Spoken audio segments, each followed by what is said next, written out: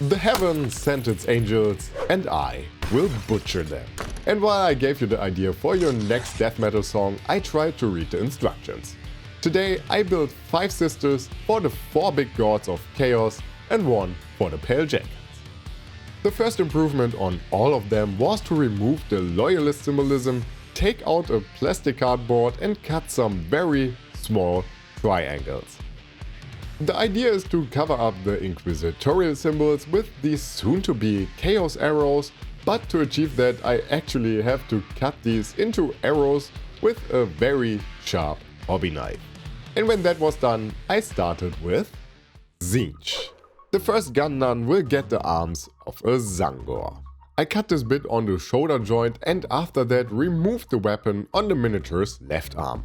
I tried to debulk the arms a little bit more so that they actually fit into the slimmer frame of the battle sister. This is not a Khorne muscle mummy after all. Following that unnecessary joke, I put a ball of green stuff onto the left and right shoulder. Luckily the armor will cover that up absolutely fine. And when they were in place, I gave her a shield of a K-Rig acolyte and the actual head of the miniature, as I thought a hooded one is just perfect for a Tzeentch sister. And after that she got her book, and no, it's not your eyes, it's the footage that's blurry. The only thing left to do here is giving her the de-imperialized back module.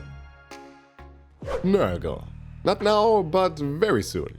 I cut away a little bit of the loincloth to make it appear a little more rotten and damaged. For a miniature as delicate as a battle sister, one can go over the top very quickly, so I only cut some parts away and drilled 2 holes into the fabric. And after that I brushed away the drill dust and went on with the Skaven's arm. The new Skaven have the perfect size for these battle sisters in my opinion, and the wrecked look of them transforms them into something NRGL-y very quick. She gets the same treatment as the one before and the ones coming after her. A ball of green stuff and the arm finds its new home. I only sculpted the overspill of green stuff a little bit to make it fit with the rest of the bindings of her arm.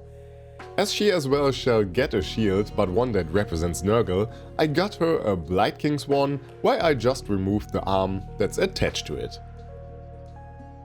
And after that I gave her original arm, where I only cut away a little bit of that bow pistol to have a flat surface where I can glue on her new shield. And for her head I thought it is fitting using a Chaos Cultist's one.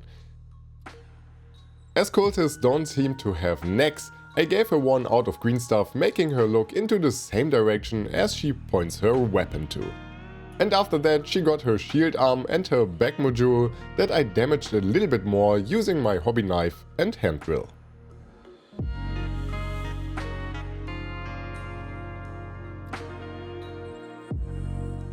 Slaanesh. Slaanesh starts a little bit different. She gets this 2-handed pole arm that's in the kit. I only cut the parts off that make this one look like a halberd to turn it into a spear.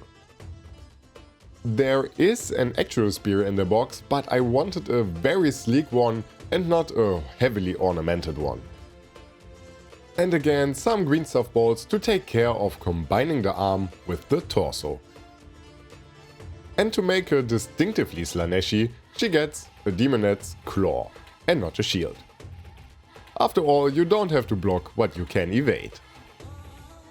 And when that was in place, I again gave her a cultist's head, the one with the horns pointing straight backwards.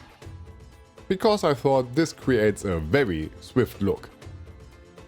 And as this head here does not have a proper backside or a neck, I had to use 2 balls of green stuff here to shape her a little bit of clothing or fabric. And after that it was time for Khorne. I started this one very easy. I gave her her own upper arm where I just cut away the lower part of it. And when that was in place it was time for her shield. This one here comes from the new Age of Sigmar hero. I could have looked the name up, but I didn't. And after that I lazily cut away the upper part of her mace and glued a halberd head from a Chaos Warrior instead of that. I only had to cut away the top spike and I was good to go.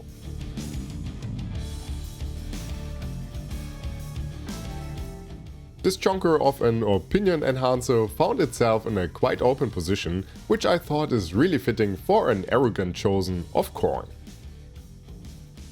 And while you see me doing this, I wanted to thank my amazing patrons and channel members for their continued support. You guys are the best. I also wanted to announce that I opened up my Discord server. The link is down in the description. Feel free to join, you are very much welcomed. And after that, she got the head of Kagra from Kagra's Revengers. I don't even know what Revenger means, but the pronunciation sounds about right. I bet it's somebody who makes a lot of things kaputt. By the way, this word can be used in German and English in the same manner. And when that unnecessary knowledge clogs your brain as well, I have the next board for you. Prophy Rack. This one here comes from the Demon Prince kit, and this was already on a miniature, that's why it's primed, but I redesigned its former owner and this had to come off. And I cut 2 of these rods away to place them somewhere between the head and the back module rack. Because nothing says that you are worthy of the Eye of the Gods than having 2 racks for trophies. The Pale Jackal. As I wanted the squad to be led by a Pale Jackal, I had to do something a little more special here. And to achieve exactly that, I had to cut away the shoulder armor, as I wanted to replace this with this one. This one comes from the Dark Oath Marauders kit and has the perfect size as well as visual style for a demonic worshipping leader figure. And as we all know, demon worshipping leader figures need a mace to try to club some crows with. I gave her original one after I glued on her plasma pistol. I used a little bit of green stuff here to give the arm another angle that's a little more agile. And after that I removed her holy grenade to replace it with a little more armor. This one here comes from the Cultist's kit and fits very well onto that belt, I must say. And when that was in place, she got her shield. And of course, it's one with a huge demon or Wendigo-like entity on it to match the leader figure of my Pale Jackals. And now she finally got her crow-clubbing mace. And of course, the same treatment as always, a little bit of green stuff for the joint, so I can shove that arm into it and place the shoulder part onto it. And when I found a stance that I liked, she got her head. And again, I used the original one here as it fitted just the best in my opinion and was still very much cultist and chaotic-like. And after that, I only upgraded her candlestick with a NRGL symbol, primed the whole squad black, realized I forgot to add a little bit of crackle paint here and there, as well as a tiny amount of texture paint onto the end of the ropes. And then it was time for the real painting.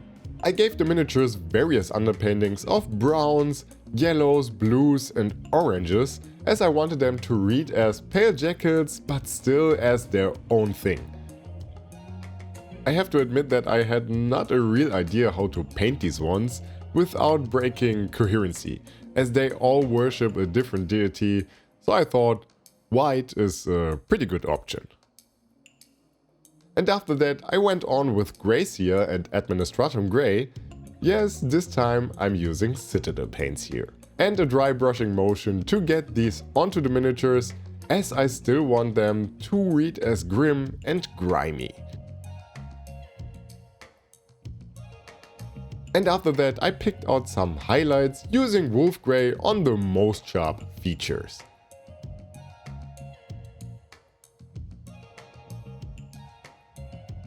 And when that was done, I went on with Mournfang Brown for the higher parts of that corset and weapons kilt.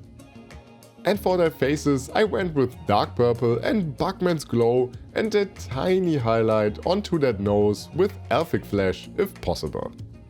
And while that dries, I took out the blue once more and shaded the shadowy areas of that fabric with a very watered down dark sea blue.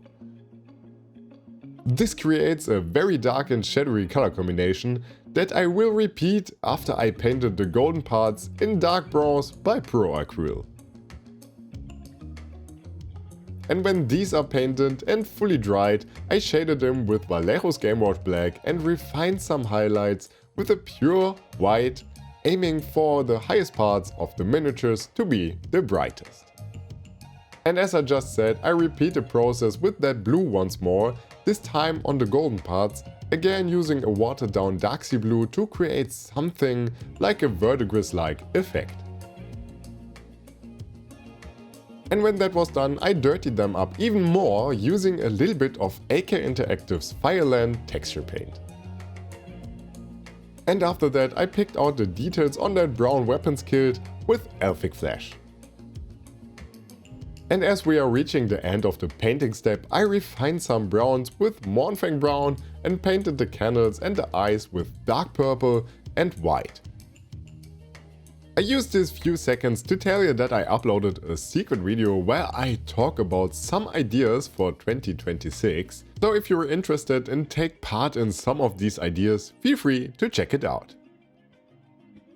And as a last step, I edge highlighted the golden parts with Pro Acryls, Light Bronze and called it done. So, what do you think of this little sisterhood here? Is it clear that even though they are sharing a very similar paint scheme, that they all belong to a different deity, or do they look the same to you? And while we're on that topic, who is your favorite? Also, what do you think about the idea of fielding these ones as Chaos Chosen? I mean, yes, they are technically no Chaos Space Marines, but they are chosen. Some kind of, at least. And I personally think that the idea of normal Chaos Space Marines, that I still have to build, have to bow to the frail looking humans as they are the chosen of the gods and not the enhanced superhumans. And in January I will have a real Pale Jackal video, one I am very excited about. But this year isn't over and there are still 2 more Kitbashes to come, and they are very cool in my opinion. So I hope to see you again in the next one.